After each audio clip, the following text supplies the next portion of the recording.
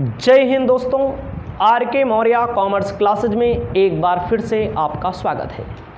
इस वीडियो के माध्यम से आज हम शुरुआत कर रहे हैं। चैप्टर का नाम है लाभों का निपटारा। अपनी कॉपी में लिख लीजिएगा, लाभों का निपटारा। इंग्लिश में बोलते हैं disposal of profit.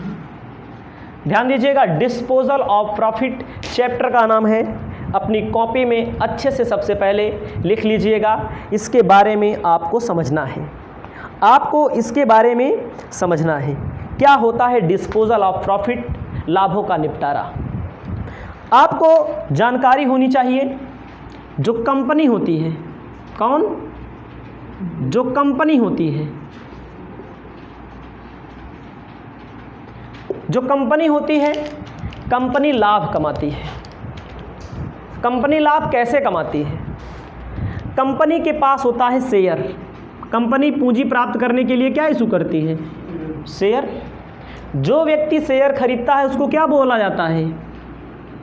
Share holder. किसी कंपनी में आप शेयर खरीदेंगे, हम शेयर खरीदेंगे, हमारे या कंपनी में कोई खरीदेगा, तो शेयर खरीदने वाले को क्या मिलता है? शेयर खरीदने वाले को डिविडेंड मिलता है। डिविडेंड का मतलब होता है लाभ मिलता है। याद रखिएगा, पहले समझिए, एक कंपनी से रिलेटेड चैप्टर है, कंपनी से रिलेटेड टॉपिक है। इसको आप पूरा समझिए, अच्छे से समझिए।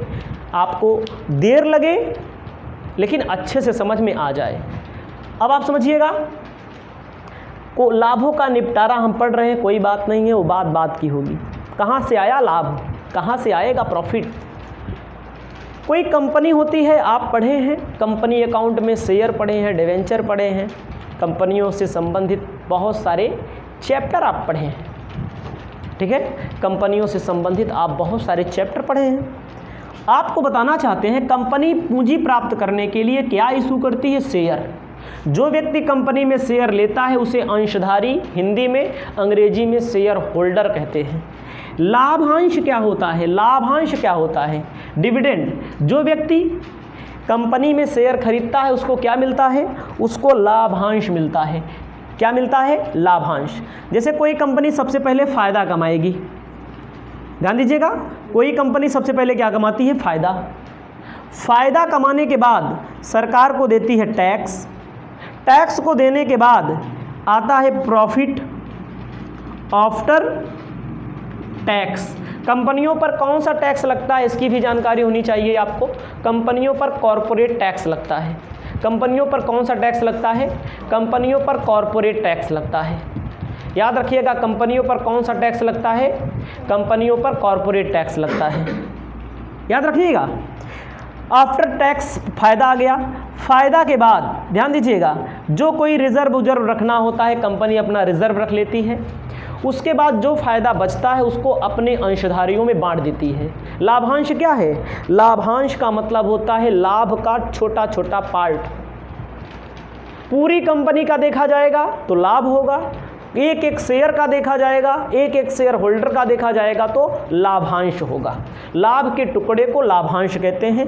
ये हमारा पूरा टॉपिक है। हमारे सामने किताब है, किताबी भाषा से ऊपर उठते हुए बढ़िया बढ़िया चीज़ों के बारे में हम आपको बताने जा रहे हैं। आगे आप बढ़ते रहिए, पहले इसको मिटाते हैं।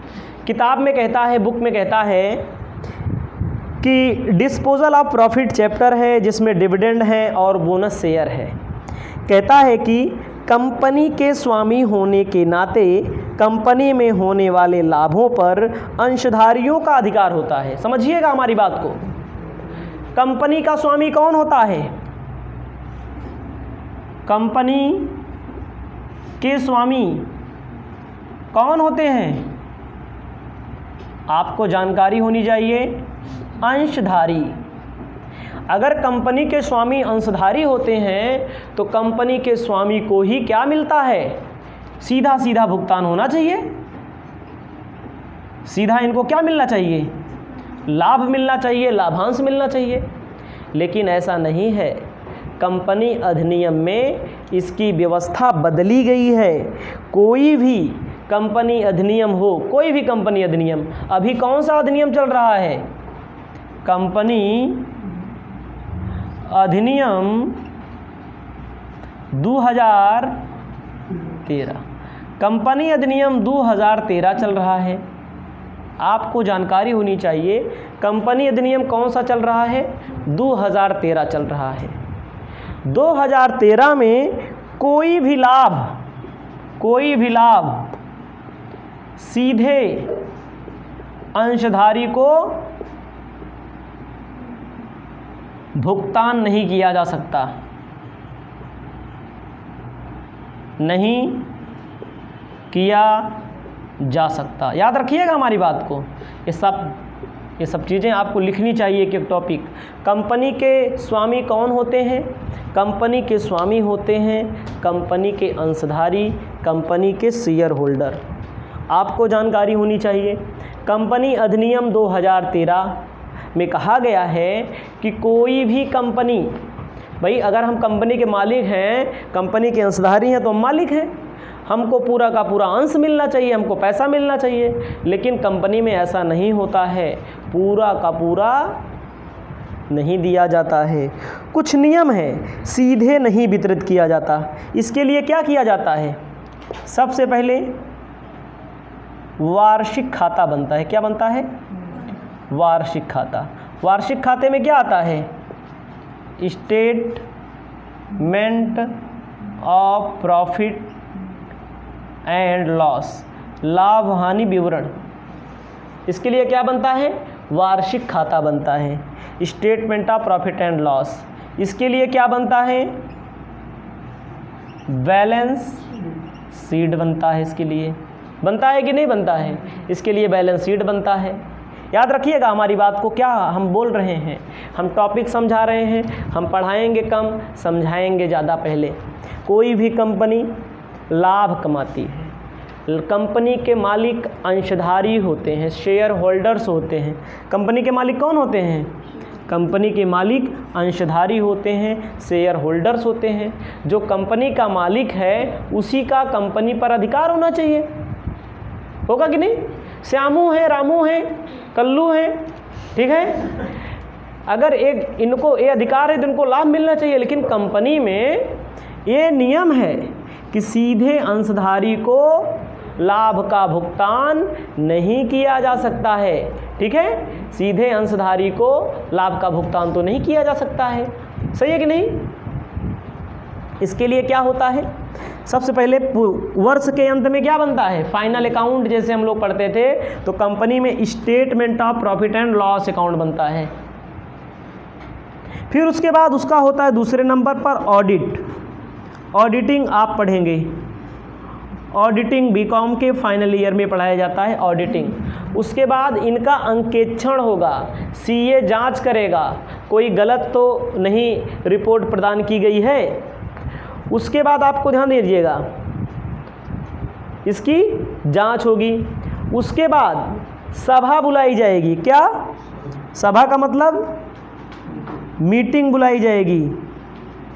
मीटिंग बुलाने के बाद निर्णय लिया जाएगा मीटिंग में। उसके बाद क्या होगा? बहुत सारे कोष होते हैं, फंड होते हैं, उसके लिए पैसा सृज के रखा जाएगा, संचय किया जाएगा। उसके बाद जो बचेगा उसमें से पैसा दिया जाता है। याद रखिएगा, मैं जो बोल रहा हूँ उसको समझिए। कोई भी कंपनी है सीधे अपने अंशधारियों को लाभांश का भुगतान नहीं कर सकती है। कोई भी कंपनी है सीधे अंशधारियों को लाभांश का भुगतान नहीं कर सकती है, नहीं कर सकती है, नहीं कर सकती है। क्यों नहीं कर सकती है? क्योंकि कंपनी अधिनियम 2013 में व्यवस्था है कि सबसे पहले statement of profit and loss बनाया जाएगा वर्ष के अंत में। उसके बाद ऑडिट होगा, ऑडिटिंग मतलब ऑडिट होगा। ऑडिट कौन करता है? चार्टर्ड अकाउंटेंट ऑडिट करेगा। ऑडिट करने के बाद मीटिंग बुलाई जाएगी।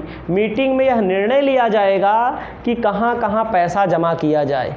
कहाँ कहाँ मतलब समझ रहे हो? जैसे भविष्य के संचय के लिए, भविष्य के लिए रिजर्व बनाया जाता है, वहाँ पर पैसा डाला जाएगा।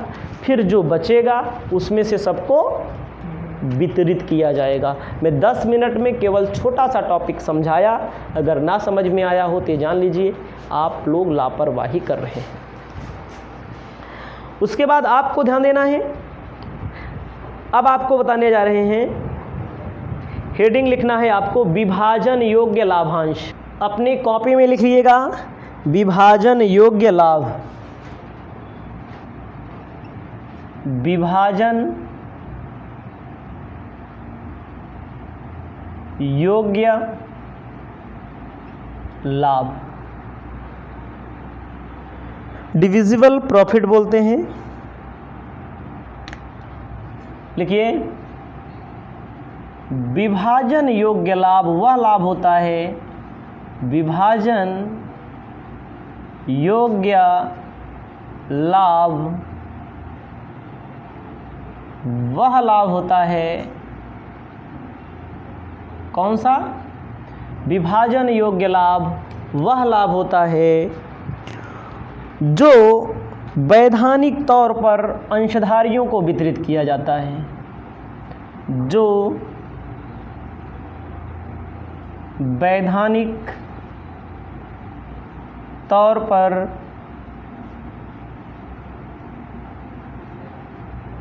अंशधारियों को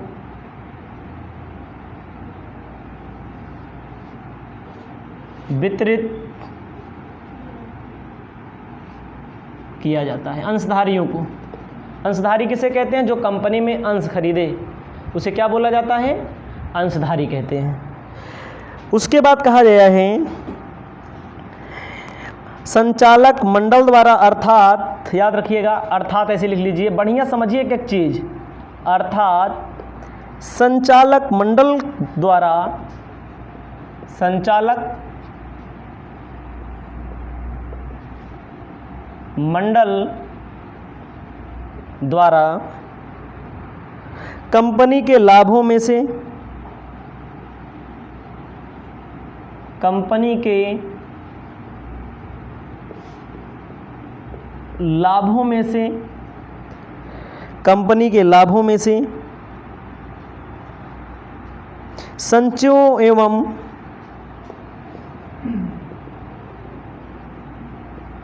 एवं कोषों के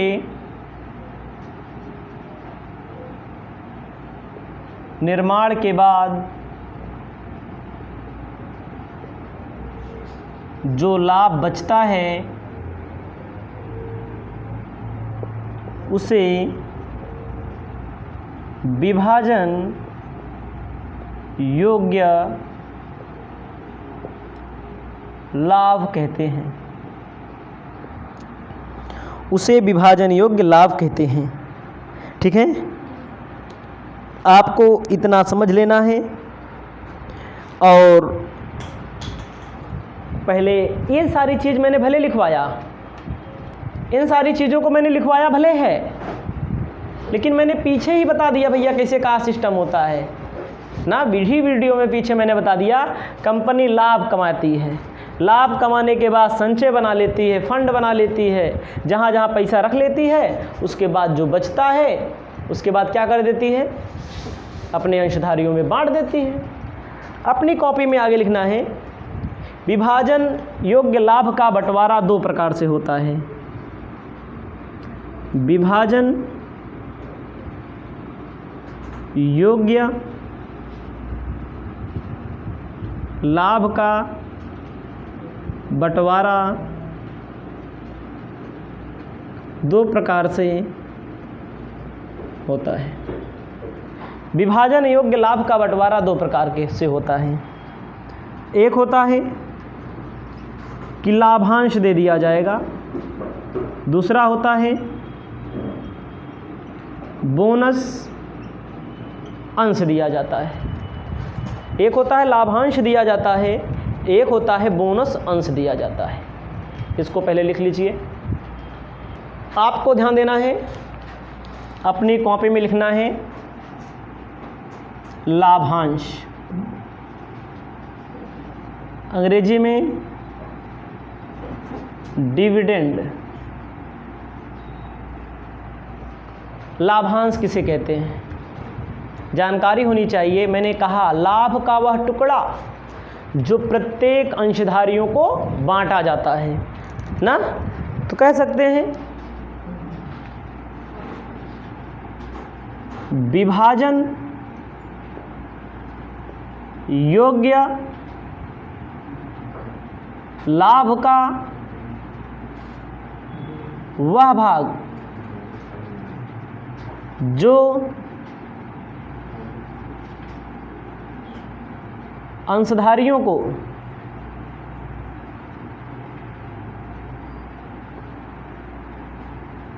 बांटा जाता है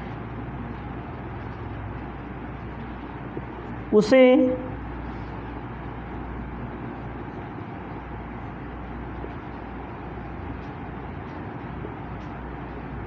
लाभांश कहते हैं।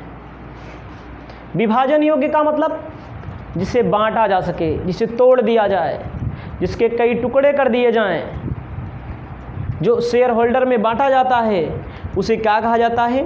लाभांश कहा जाता है। ठीक है। अब कहा गया है जब कंपनी समापन पर होती है लाभांश का आशय उस राशि से होता है। अब समझिएगा, वो भी समझ लीजिए। ये तो है जब कंपनी एकदम सटीक चलती रहेगी तब, इतना। जब कंपनी समाप्त होती है, जब कंपनी का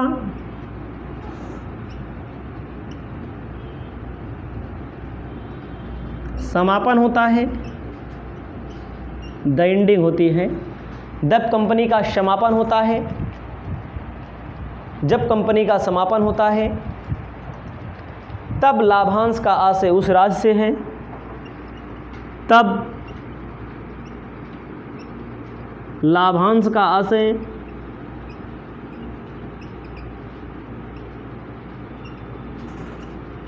उस राशि से है। जैसे जब कंपनी समाप्त होगी तब लाभांश का आशय उस राशि से है। जो संपत्ति, जैसे कंपनी समाप्त होगी तो संपत्ति बेची जाएगी ना, संपत्तियों को वसूल कर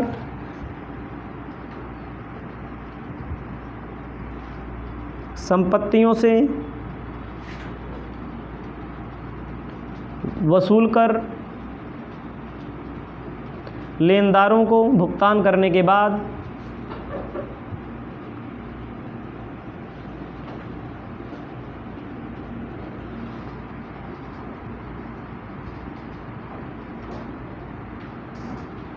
प्राप्त होता है। ठीक है, इसको आप अपनी कॉपी में लिख लेंगे। अपनी कॉपी में लिख लीजिएगा लाभांश के प्रकार।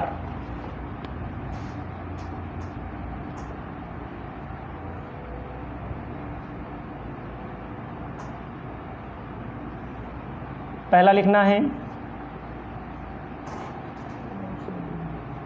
अंतरिम लाभांश, दूसरा लिखना है अंतिम लाभांश,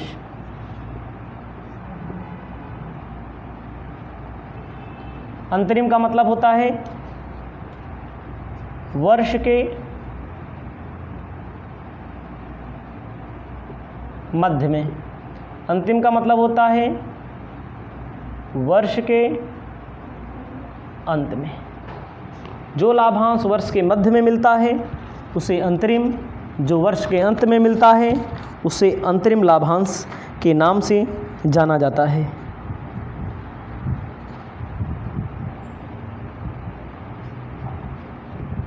अपनी कॉपी में हेडिंग लिख सकते हैं लाभांश एवं कंपनी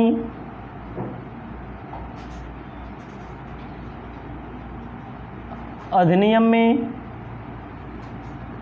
लाभांश एवं कंपनी अधिनियम, यह है नियम। नियम क्या क्या होता है, एक एक नियम पर फोकस करना पड़ेगा आपको, हमको फोकस करना पड़ेगा, आपको फोकस करना पड़ेगा। पहला है आ, कंपनी संबंधित वित्तीय वर्ष में से लाभांश बांटना। ध्यान दीजिए, कंपनी संबंधित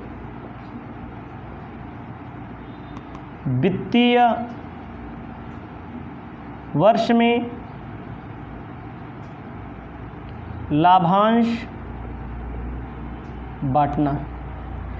जो कंपनी है संबंधित वित्तीय वर्ष में संबंधित फाइनेंशियल ईयर में लाभांश का भुगतान कर सकती है। याद रखिएगा, उन्हीं लाभों में से जिस ईयर का लाभ होगा उसी ईयर लाभांश कंपनी पेमेंट करेगी। ठीक है। उसके बाद गत वर्ष या वर्षों में के बिना कटे हुए लाभों में से लाभांश बांटना। बा लिखिएगा, गत वर्ष या वर्षों के बिना बटे हुए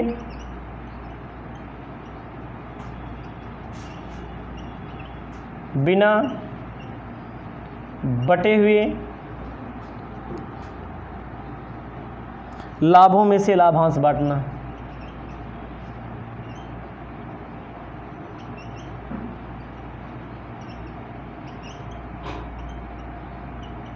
ध्यान दीजिएगा, गत वर्ष या गत वर्ष के बिना बटे हुए लाभों में से लाभांश बांटना। इसका मतलब क्या है? कहा गया है गत वर्ष या बिना बटे हुए लाभ हैं तो इन लाभों में से लाभांश आप बांट सकते हैं। मतलब गत वर्ष का अगर कोई लाभ है जो बांटा नहीं गया है तो उनमें से भी लाभांश आप बांट सकते हैं। पहला क्या है? संबंधित वित्तीय वर्ष अगर बांटा नहीं गया है तो आप लाभांश बांट सकते हैं। उसके बाद सा कहता है दोनों प्रकार के लाभांश आप बांट सकते हैं। दोनों प्रकार के लाभों में से लाभांश आप बांट सकते हैं। दोनों प्रकार के लाभों में से, दोनों प्रकार मतलब गत वर्ष का लाभ अगर हो और वित्तीय वर्ष का लाभ हो तो दोनों आप बांट सकते हैं। अगला है सरकार की गारंटी से।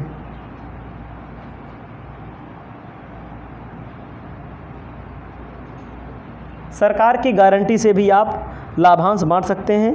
केंद्र सरकार अपने द्वारा दी गई गारंटी के अनुसार लाभांश बांटने का निर्देश दिया हो कि हम अगर मान लीजिए अगर कोई उच्च मतलब की स्थिति खराब होगी तो हम संभाल लेंगे। ठीक है। और लाभांश अगला है लाभांश के लिए कहा गया है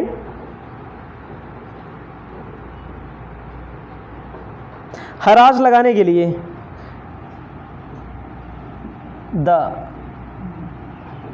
अगला कहता है हराज लगाने के लिए एस अस्थाई लिख लो हिंदी में, अस्थाई अथवा क्रमागत विधि का प्रयोग हो जाएगा। अस्थाई का मतलब होता है कि जो हरास एक बार लग गया वही बार बार लगेगा। क्रमागत का मतलब उससे कम पर लगता जाता है ये आप। ठीक है। अगला है रजिस्टर्ड अंशधारियों को ही लाभांश दिया जाएगा। अगला लिख लीजिएगा, रजिस्टर्ड अंशधारियों को ही लाभांश दिया जाएगा।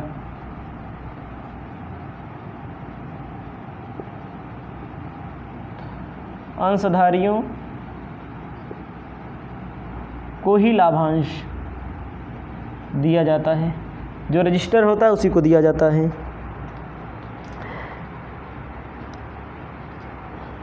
लाभांश का भुगतान 30 दिन के अंदर होता है। याद रख लीजिएगा, जैसे घोषित किया गया लाभांश का भुगतान 30 दिन के अंदर होता है।